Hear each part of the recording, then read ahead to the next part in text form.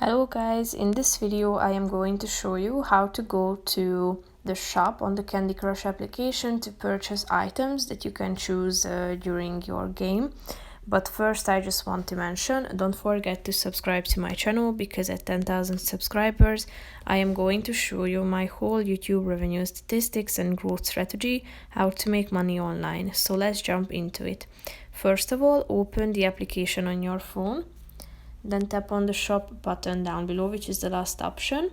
Here you can find the shop and you can check out these deals and special offers that you can purchase. If you want more offers to be displayed, tap on this button down below and then you will be able to browse among other offers as well. So if you are interested in purchasing any of these, tap on the relevant one and then you will be able to purchase it. That's pretty much it for this video, guys. See you in the next one. Bye bye.